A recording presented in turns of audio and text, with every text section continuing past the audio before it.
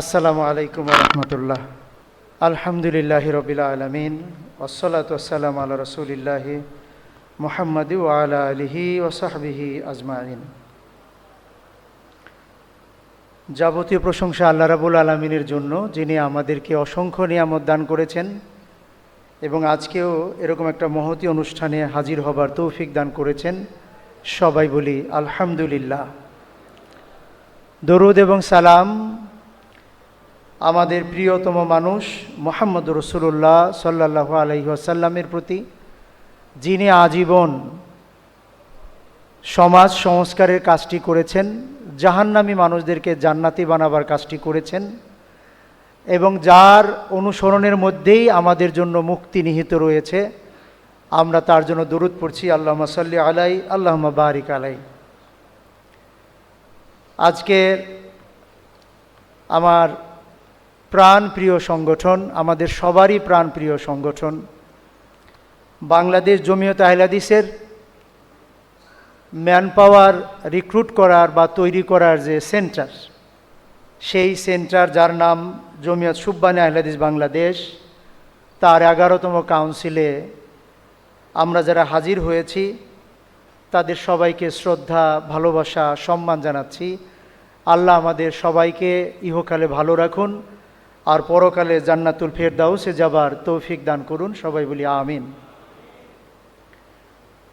আমাদের অনুষ্ঠানে আজকে এসেছেন আমাদের সম্মানিত উদ্বোধক আলহাজ এম এ সবুর, যার পরিচয় বিশেষণ খুব বেশি আর লাগে না এখন, কারণ তিনি আমাদের কতটা ভালোবাসেন। আমাদের সকল প্রোগ্রামে তিনি যেভাবে স্বতঃস্ফূর্ত অংশগ্রহণ করেন, জমিয়তের কল্যাণের জন্য যিনি কল্যাণ ফান্ডের রূপকার, এরকম অনেক কাজ আল্লাহ তার দ্বারা করাচ্ছেন। আমরা তার সুস্থতা কামনা করছি। তার ফ্যামিলিতে যে একটা অ্যাক্সিডেন্ট ঘটেছে, আমরা দোয়া করছি তার ছেলের জন্য, ফ্যামিলির সদস্যদের জন্য আল্লাহ তাদেরকে পূর্ণ সুস্থতা দান করুন। সবাই বলে আমিন। আমি মঞ্চে আমাদের ভারপ্রাপ্ত সভাপতি প্রফেসর ডক্টর মোহাম্মদ রইসুদ্দিন সাহেবকেও শ্রদ্ধা জানাই। আমি শ্রদ্ধা জানাই আমার বড় ভাইয়ের নামেই নাম, অ্যাডভোকেট মোহাম্মদ শামসুর রহমান শিমুল বিশ্বাস। আপনারা তাকে কিভাবে জানেন জানি না, কিন্তু আমি তাকে বড় ভাইয়ের মতো জানি অনেক দিন থেকে। আমি যখন ইসলামী বিশ্ববিদ্যালয়ে পড়াশোনা করি, পাবনা থেকে সাতক্ষীরা পর্যন্ত ছুটে বেড়াই সুববানের জন্য। পাবনার প্রত্যেকটা প্রোগ্রামে আমি তার স্বতঃস্ফূর্ত উপস্থিতি শুধু নিজে না, আমি দেখেছি তিনি তার বন্ধুবান্ধবদের নিয়েও আমাদের মিটিংয়ে হাজির হয়েছেন, বক্তব্য রেখেছেন, আমাদের উৎসাহ দিয়েছেন। আমি তার প্রতি কৃতজ্ঞতা জানাই। যে সময়ে এই সমাজে একটা বিস্ফোরা দেখা দিয়েছিল, জেএমবি নামে যে অঘটন ঘটিয়েছিল সারা দেশে এবং তার মিথ্যা অপবাদ আমাদের উপর এসেছিল, সেই সময় তিনি সাহসী ভূমিকা রেখেছিলেন, আহলে হাদিস সমাজের জন্য বলিষ্ঠ ভূমিকা রেখেছিলেন, যে কারণে আমরা তার ফায়দাটা পেয়েছি। কিন্তু এই ঘটনা আমরা অনেকেই জানি না। আল্লাহ তাকে উত্তম পুরস্কার দান করুন। আমাদের অজান্তে, নেপথ্যে থেকে তিনি বিরাট একটা উপকার করেছেন আমাদের জন্য। প্রফেসর ডক্টর ইফতিখার আলম মাসুদ, আমার সহকর্মী, সহযোদ্ধা, সুববানের 2 বারের সভাপতি এবং রাজশাহী ইউনিভার্সিটির রেজিস্ট্রার, তাকেও আমি আমার ভালোবাসা, সম্মান জানাচ্ছি।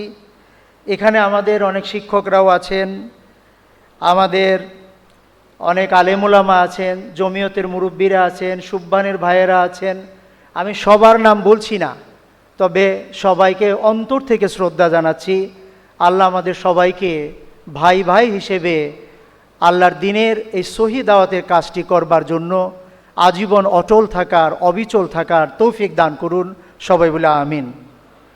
যুবকদের ভূমিকা সমাজ সংস্কারের জন্য, সমাজ সংস্কারের ধারণার ব্যাপারে আমি সবসময়ই আপনাদের কাছে নিবেদন করি এভাবে, যে সমাজ সংস্কার শুধু এতটুকু নয় যে গ্রামীণ একটা সমাজের কিছু কুসংস্কার আছে সেইটা দূর করলাম, একটা বট গাছের পূজা করে সেইটা দূর করলাম, বা মাজারে সিন্নি দেয় এটা দূর করলাম। আমি বুঝি সমাজ সংস্কার বলতে এইভাবে যে ইসলাহুল মুজতামা, যেটাকে আমরা বলি সমাজ সংস্কার, বাংলাদেশ জমিয়ত আহলে হাদিসের ৫ম দফা আর সুববানী আহলে হাদিসেরও ৫ম দফা। সেখানে সমাজের কুসংস্কার দূরীকরণের কথা তো আছেই, সেই সাথে ইসলামী মূলনীতিগুলোকে, ইসলামী কৃষ্টি কালচারকে পুনরায় প্রতিষ্ঠিত করবার আহ্বানও রয়েছে। এবং সেটা শুধু সামাজিক কিছু রীতিনীতির মধ্যে নিমজ্জিত নয়, সমাজের অর্থনৈতিক ব্যবস্থা, সমাজের ব্যবসা বাণিজ্যের যে ব্যাপারগুলো আছে সেগুলো, সমাজের কালচার যেগুলো আছে, শিক্ষা ব্যবস্থা, এমনকি রাজনৈতিক ব্যবস্থা, সব কিছুরই ইসলামের আলোকে ঢেলে সাজাতে হবে। এই পুরো নিজামটার নামই হলো সমাজ সংস্কার। কিন্তু আমরা এটাকে সংক্ষিপ্ত পরিসরে ভাববার কারণে আমাদের স্বপ্ন আর বড় হয় না। ২৪শে জুলাই অভ্যুত্থান, আজকে তার ১ বছর। এই অভ্যুত্থানে ব্যানার নিয়ে না হলেও সুববানের ভাইয়েরা মাঠে ছিল। সেই অভ্যুত্থান একটা জুলুমকে হটিয়ে দিয়েছে, একটা ফ্যাসিবাদকে হটিয়ে দিয়েছে, যেটা জগদ্দল পাথরের মতো আমাদের বুকের উপর চেপে বসেছিল। শুধু একটা অভ্যুত্থান নয়, এখনও তো বাংলাদেশে ইসলামী শাসন প্রতিষ্ঠা হয়নি। যে দলই করুক না কেন সেটা আমাদের কথা নয়। আমরা চাই খেলাফত সিস্টেম, আমরা চাই সমাজের প্রত্যেকটা ক্ষেত্রে ইসলাম কায়েম হোক। আহলে হাদিস কোনো খণ্ডিত সিলেবাসে বিশ্বাস করে না। কোরআন এবং সুন্নায় যা কিছু আসে সেটা সব কিছুই বাস্তবায়ন করতে হবে। আপনারা জানেন, বিএনপি সরকারের আমলে আমাদের প্রফেসর ডক্টর আব্দুল বারী স্যারকে প্রধান করে শিক্ষা কমিশন গঠিত হয়েছিল। মাদ্রাসা শিক্ষার সংস্কার, যে ইসলামী শিক্ষার স্বপ্ন আমরা দেখেছি, আমাদের সাবেক সভাপতি মরহুম তিনি দেখেছেন রাহেমাহুল্লাহ, আমাদের ডক্টর আব্দুল বারী স্যার, সেইটা আমরা পুনরায় দেখতে চাই। সেইটা চাই যে মাদ্রাসা শিক্ষা, জেনারেল শিক্ষার যে ফারাক রয়েছে সেটা কমিয়ে আনা হোক, পুরো শিক্ষা ব্যবস্থাটাকে ইসলামাইজ করা হোক। আজকে আলেম ওলামাদেরকে সরকারি কর্মকর্তা হিসেবে খুব কম দেখা যাচ্ছে। কেন?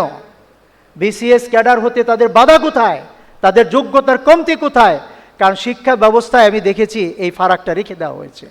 ভাইবা বোর্ডে ৩ বার গিয়েও আমি দেখেছি মাদ্রাসা শিক্ষা থেকে এসেছে, এটা দেখলে কেমন যেন ভাইবা বোর্ডের মেম্বাররা ভ্রু কুঁচকে ওঠে। এই ব্যবস্থাপনার বিরুদ্ধে আমাদের রুখে দাঁড়াতে হবে। অ্যাডভোকেট শামসুল ইসলাম শিমুল বিশ্বাস, আমাদের শ্রদ্ধেয় বড় ভাই, তিনি এখন রাজনীতিক। আমি তার উপস্থিতিতে কথাগুলো বলছি যাতে তিনি তার সাধ্য মতো এই কাজটি করার দিকে এগিয়ে যেতে পারেন।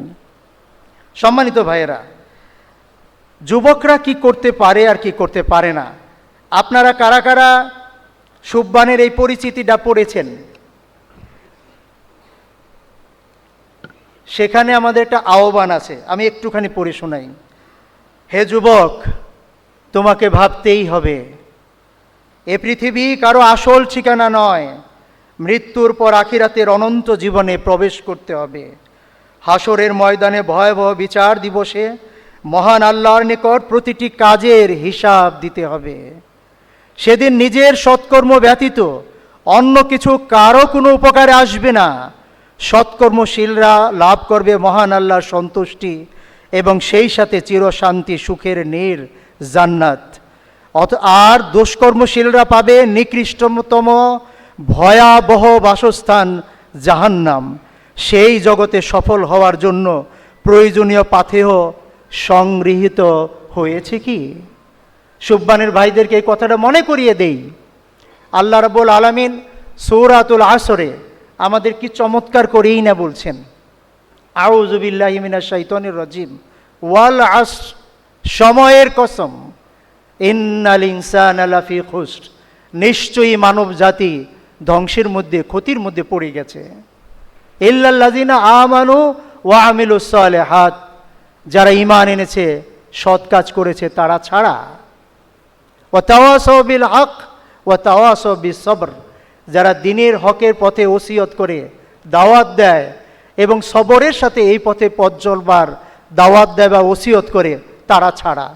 এখানে এই কথাটা একদম পরিষ্কার যে দুটো গুণ ঈমান এবং আমলের বর্মে নিজেকে সজ্জিত করতে হবে, নিজেকে ইসলাহ করতে হবে এবং এই সুসজ্জিত মন মানসিকতা নিয়ে সঙ্গী সাথীদের নিয়ে দিনে হকের দাওয়াত চারদিকে ছড়িয়ে দিতে হবে এবং এই পথে আমরা যাতে কখনো হতোদ্যম না হই, কখনো যাতে আমরা থেমে না যাই, আমরা যেন অবিচল গতিতে এগিয়ে যেতে পারি, এজন্য সবরের নির্দেশনা দিতে হবে, সবরের ওসিয়ত করতে হবে, সবাইকে উৎসাহ উদ্দীপনা দিতে হবে। সম্মানিত ভাইয়েরা, আমাদের প্রিয় নবী সাল্লাল্লাহু আলাইহি ওয়াসাল্লাম যিনি নবী হবার আগে হিলফুল ফুজুল গঠন করে আরব সমাজের দাঙ্গা হাঙ্গামা সন্ত্রাস এগুলোর বিরুদ্ধে কাজ করেছেন, আজকের সুববান ভাইদের কি সমাজে শান্তি প্রতিষ্ঠার জন্য এই কাজটি করতে হবে না? হবে, করব ইনশাআল্লাহ। আমরা দেখি আলী রাদিয়াল্লাহু আনহুকে, আমরা দেখি ওমর রাদিয়াল্লাহু আনহুকে, সাহাবাদের যুগে আমরা দেখি যায়েদ বিন হারিসাকে, উসামা বিন যায়েদকে, এই যে নওজোয়ান যারা দিনের গতিশীল দায়িত্বে নিয়োজিত ছিলেন, যারা জিহাদের ময়দানে নেতৃত্ব দিয়েছেন, যারা জীবনের স্বার্থের কথা পরোয়া করেননি, আমরা কি তাদের পথে চলবো না? চলবো ইনশাআল্লাহ। আজকের বাংলাদেশ আপনারা দেখছেন 24শে জুলাইয়ের অভ্যুত্থানে যে ছাত্র যে যুবক নেতৃত্ব দিল, যেখানে রাজনীতিকরা ভয়ে ভয়ে কাঁপছিলেন যে আমরা কি আগাবো না পিছাবো, আমরা কি মাঠে পরিচয় দেব না দেব না, কিন্তু সেই যুবের কথা ভাবুন যে বুকটা উন্মুক্ত করে দিল, হাত প্রসারিত করে দিল, অন্যায়ের বিরুদ্ধে রুখে দাঁড়ালো। আজকে এই যে সমাজ, আমাদের এখানে একটা স্লোগান আছে, জাহেলি সমাজের বুনিয়াদ মোরা ভাঙবই, ভাঙবই তো ইনশাল্লাহ। তো কিভাবে? সুববানের ভাইয়েরা, আপনার কাছে আহ্বান জানাই, নিজেকে গড়ুন শিক্ষা দীক্ষা অভিজ্ঞায়, নিজেকে দায়িত্বশীল হিসেবে গড়ে তুলুন, নিজেকে বড় মানুষ হিসেবে কল্পনা করুন। যদি সমাজের সংস্কার করতে হয় তাহলে আপনাকে সাজিয়ে নিতে হবে নিজেকে, সমাজের জন্য দায়ী হিসেবে গড়ে তুলুন, নিজেকে কল্পনা করুন আপনি কি হবেন। আপনি কি শুধুই একজন সরকারি চাকুরি হবেন? আপনি কি শুধুই একজন নিশ্চিন্ত জীবনের জন্য, নিশ্চিন্ত ইনকামের জন্য একজন উপার্জনকারী হবেন, নাকি আল্লাহর পথের মুজাহিদ হবেন? আপনারা কি দেখতে পান যে আমরা পীর সাহেবদেরকে জানি এভাবে যে তারা এক জায়গায় বসে থাকে একটা মারকাজে, আর মুরিদরা তাদের কাছে নিয়ে যায় হাদিয়া তোহফা। কিন্তু দেখুন তো বাংলাদেশের চরমোনাইয়ের পীরের মতো যে পীরের যে বাহিনীটা আছে, তার যে সদস্যরা আছে, তারাও তাদের নাম রাখে বাংলাদেশ মুজাহিদ কমিটি। আর আমরা যারা বালাকোটের ময়দানে ঝড় তুললাম, আমরা যারা রক্ত দান করলাম, আমরা যারা জীবন বিলিয়ে দিলাম, আমরা যারা শিখ হিন্দু আর ব্রিটিশ বেনিয়া কারোরই রক্তচক্ষুকে পরোয়া করিনি, আমরা যারা ওই কালাপানির জিন্দানখানায় জীবন দিলাম, আজকে সেই আহলে হাদিসরা এত চুপচাপ কেন? রাজনীতিতে হিংসা বিদ্বেষ চলে। আমাদের আব্দুল আল কাফি আল কোরাইশি রাহিমাহুল্লাহ যদি পাবনায় বসে সমস্ত মুসলিমদের দলের নেতৃবৃন্দকে ডেকে যদি তাদেরকে নিয়ে আলাপ করতে পারেন, নির্দেশনা দিতে পারেন, আজকের বাংলাদেশে আমাদের জমিয়ত, আমাদের সুববান, তাদেরকেও এই মধ্যস্থতাকারীর ভূমিকায় হাজির হতে হবে। এই হিংসা বিদ্বেষ দূর করে মুসলমানের দেশে মুসলমানিত্ব নিয়ে নেতৃবৃন্দ যে দেশ শাসন করতে পারেন, শিক্ষা শাসন করতে পারেন, অর্থনীতি নিয়ন্ত্রণ করতে পারেন, সেই ব্যাপারে নেতৃত্বের জন্য এগিয়ে আসতে হবে।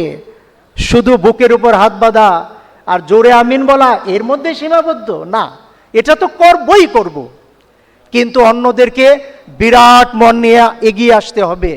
সমাজ সংস্কারের আমাদের সবচেয়ে বড় ক্ষেত্র আমি বলতে চাই শিক্ষা। শিক্ষার কারণেই আমি দেখছি যে, আমি তো ইংরেজির ছাত্র, ইংরেজি পড়াকালে দেখা যায় যে আসলে নাস্তিকতার দিকে চুম্বকের মতো টানে। সেখানে যদি দ্বীনি এলেম সহ না যাওয়া যায়, টিকে থাকাটাই মুশকিল হয়ে পড়ে। এরকম সব জায়গাতেই আমাদের শিক্ষা ব্যবস্থায় কি লক্ষ্য উদ্দেশ্য নির্ধারণ করা হয়েছে, জাতীয় শিক্ষানীতি কি নির্ধারণ করা হয়েছে, সেখানে কি বলা হয়েছে যে আল্লাহর প্রিয় মানুষ হবার জন্য, জনগণের সেবক হবার জন্য, জ্ঞান বিজ্ঞানে দেশকে এগিয়ে নেওয়ার জন্য আমরা একটা শিক্ষানীতি প্রণয়ন করব, সেটা স্বাধীনতার এত বছর পরেও এখনো কেন হলো না? কোথায় সেই শিক্ষানীতি? নাকি গোপনে গোপনে ওই সেকুলার শিক্ষানীতি চলছে? আপনারা কি বুঝতে পারছেন? শিক্ষার এই অবস্থার কারণে মাদ্রাসা শিক্ষার কি দুরবস্থা দাঁড়িয়েছে? এখন আমরা ওই রকম আলেম আগের মতো কেন পাচ্ছি না? কওমি ধারাকে পিছিয়ে ফেলা হচ্ছে, রেজিস্ট্রেশনের নামে কওমির ছাত্ররা যাতে ঠিকমতো মূল ধারায় ফিরে আসতে না পারে সেটা স্টপ করে দেওয়া হয়েছে। এই চালাকি কি বুঝে আসেনি? কেউ কি বুঝতে পারেননি? বুঝতে পেরেছেন? আজকে কওমি মাদ্রাসার ছাত্ররা যাতে মূল ধারায় না আসতে পারে, রেজিস্ট্রেশনের নামে 5-এ 8-এ তাদের কিভাবে আটকে ফেলা হয়েছে? শিক্ষার উদ্দেশ্যটা কি? মুসলমানের শিক্ষার উদ্দেশ্য তো একটাই, ইকরা বিস্মি রব্বিকাল্লাযী খালাক। আমি এজন্য বিদগ্ধ জনদের কাছে, যারা রাজনীতির ময়দানে আছে তাদের কাছে অনুরোধ করব, মুসলমান হয়ে শিক্ষার সংস্কার করা দরকার। আমরা যাতে মুসলিম বিজ্ঞানী আগের মতো পাই, সেই ইবনে সিনা, সেই আল জাবির, সেই বিজ্ঞানী হারেস, তাদের মতো বিজ্ঞানী যাতে আমরা খুঁজে পাই। আমরা যাতে ইমাম বুখারীর মতো ওরকম হাদিস বিশারদ খুঁজে পাই। এইভাবে শিক্ষাকে ঢেলে সাজিয়েতে হবে। অর্থনীতির কথাই ধরুন, সুদের ওয়াজ করতে করতে মাঠ তো উত্তপ্ত হয়ে যায়, সুদের ভয়াবহতা। কিন্তু সুদ ভিত্তিক অর্থনীতির উপরে দাঁড়িয়ে আছে গোটা সমাজ। আপনি বিজনেস করবেন, লোন নেবেন, সুদের খপ্পর থেকে বাঁচার কোনো উপায় আছে? তাহলে এতদিন মসজিদ কমিটির সভাপতি থাকলাম, মাদ্রাসা কমিটির সভাপতি থাকলাম, এত ইলম অর্জন করলাম, আর ব্যবসা করতে গিয়ে আমাকে সুদের আঁচলে, সুদের বাঁধনে বেঁধে ফেলা হচ্ছে, কিন্তু এর বিরুদ্ধে কোনো আওয়াজ নাই কেন? আমি অনুরোধ করব, ইসলামী অর্থনীতিটা প্রতিষ্ঠা করা হোক। যে যে দেশের রাজনীতি করি না কেন, আগে তো আমরা মুসলিম, আগে আমি মুসলমান, তারপরে রাজনীতিবিদ, তারপরে সমাজতত্ত্ববিদ, তারপরে শিক্ষাবিদ, যাই হই না কেন। কিন্তু বাংলাদেশকে সুন্দরভাবে সাজাতে হলে কে সাজাবে? সমাজ সংস্কারে যুবকদের ভূমিকা। আফগানিস্তানদের সাথে আকীদায় আমাদের পার্থক্য থাকতে পারে, কিন্তু ওদের তালেবান, তালেবান মানে কি? তারা যদি তাদের কমিউনিস্ট বিপ্লব যেটা হয়েছিল সেটাকে উৎখাত করে তাদের মতো করে করতে পারে, তো আমাদের দেশের মানুষ তো এত উগ্র না। আমাদের দেশে তো পরাশক্তিগুলো সরাসরি হস্তক্ষেপ করেনি। তো এখানে কেন আমরা শিক্ষা সংস্কৃতি ঠিক করতে পারবো না? পারার জন্য কাদের এগিয়ে আসতে হবে? যুবকদেরকেই। আর মুরব্বীদের দোয়াও লাগবে। সাংস্কৃতিক অবস্থার দিকেই তাকান। আজকে আমাদের ফর্মগুলোতে লেখা থাকে যে আপনি কি নারী নাকি পুরুষ নাকি অন্য কিছু, নাকি বলতে চান না।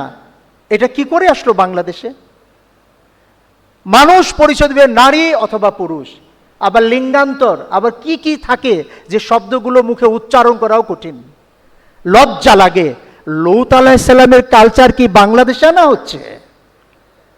লূত আলাইহিস সালামের কথা কে না জানে, তার সময়কার সেই ভয়াবহ বিপদের কথা। এর বিরুদ্ধে রুখে দাঁড়াতে হবে। সুন্দর পুরুষ নামের এই অপকালচার প্রতিযোগিতা যারা করলো, তাদের বিরুদ্ধে রাষ্ট্রের ভূমিকা কি? আমরা নারীকে পুরুষের চাইতে বেশি সম্মান দেই, সমান সম্মানও দেই না।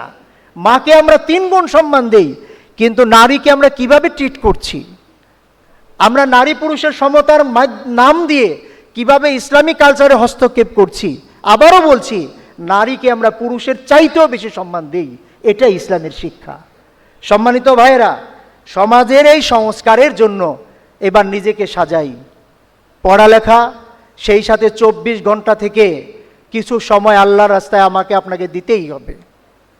আমরা যদি এই সময়টা না দেই, বিকালের 2 ঘন্টা হোক, সকালের 2 ঘন্টা হোক, ছুটির দিনের কয়েক ঘন্টা হোক, যদি আমরা না দেই, দাওয়াতি কাজে না বের হই, তাহলে কিন্তু এই সমাজের সংস্কার সম্ভব না। শুরু করুন গ্রাম থেকে। মক্তব শিক্ষাটা কি ঠিক মতো আছে? আগের মতো কি গ্রামের প্রত্যেকটা মসজিদে মক্তব আছে? ওখান থেকে কি আমরা শরীয়তের প্রাথমিক মাসালা শিখি নাই? সেখান থেকে কোরআন শিখি নাই? সেখানে নামাজ পড়ানো, এই জাতীয় যত জানাজার নামাজ পড়ানো শিখি নাই? সেইটাকে পুনঃপ্রতিষ্ঠা করা দরকার। সংস্কার শুরু করতে হবে শিশু থেকেই। ওই কেজি স্কুলের বাটখারার চাপে আমাদের ইমানের চেতনা যেভাবে চ্যাপ্টা হয়ে গেছে, সেখান থেকে শিশুদের বের করে আনতে হবে। আমি জানি আজকে আমাদের মেহমান অনেক, এই জন্য আমি আমার কথা সংক্ষেপ করতে চাই, তাদেরকে সময় আমি দিয়ে দিতে চাচ্ছি। আজকে এখানেই শেষ করতে চাচ্ছি। আপনাদের একটাই অনুরোধ করব, সমাজ সংস্কারের জন্য যুবকরা যুগে যুগে যে ভূমিকা পালন করেছে, প্রতিটা বিপ্লবে, সেই কমিউনিস্ট বিপ্লব হোক আর যে কোনো বিপ্লবী হোক, সব বিপ্লবেই মূল ভূমিকা পালন করেছে যুবকেরা। কারণ তাদের তারুণ্য আছে, সময়কে স্যাক্রিফাইস করার, নিজের অর্থ স্যাক্রিফাইস করার, নিজের আনন্দকে স্যাক্রিফাইস করার, এই কাজটা করার তাদের সুযোগ আছে। সুবহান, আপনারা জাগুন, আপনারা তাদের কথা মনে করুন, আসহাবে কাহফের সেই 7 যুবকের কথা। তারা সমাজের সাথে আপোষ করেনি, তাদের কোনো বন্ধু ছিল না, শুধু 7 জন। তারা যেমন আল্লাহর কাছে আশ্রয় নিয়েছিল, তা পাহাড়ের গুহায় এসেছিল, আমরা তো গুহাও পাবো না। আমাদেরকে ঐক্যবদ্ধ হয়ে নিজেদেরকে সুরক্ষিত রাখতে হবে, নিজেদেরকে সাহসী বলয় তৈরি করতে হবে, নিজেদেরকে সেনাবাহিনীর মতো সবসময় ইসলামের সেবায় নিয়োজিত করবার জন্য প্রস্তুত রাখতে হবে। এ নিয়েই সুবহান তৈরি হয়েছিল, জমিয়তের আগামী দিনের নেতা এবং কর্মী উপহার দেওয়ার জন্য। আল্লাহ আমাদেরকে সেই তৌফিক দান করুন। আল্লাহ আমাদেরকে তার দিনের প্রকৃত মুজাহিদ, প্রকৃত দায়ী হওয়ার তৌফিক দান করুন। আমাদের প্রিয় মাতৃভূমি বাংলাদেশকে সুন্দরভাবে সাজাবার তৌফিক দান করুন। মুসলিম বিশ্বে সব জায়গায় আল্লাহ মুসলমানদের স্বাধীনতা দান করুন, বিপন্ন মুসলিমদেরকে হেফাজত করুন। গাজার মুসলমানদের জন্য স্পেশাল দোয়া, কাশ্মীরের মুসলমানের জন্য স্পেশাল দোয়া।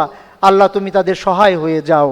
আল্লাহ আমাদের ভাইদের হেফাজত করো, মুসলিম বিশ্বের সবাইকে ঐক্যবদ্ধ করে দাও।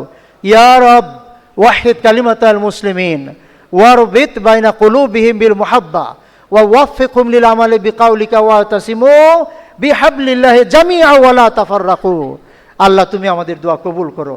ওয়া আখিরু দাওয়ানা আলহামদুলিল্লাহি রাব্বিল আলামিন। আসসালামু আলাইকুম ওয়া রাহমাতুল্লাহ।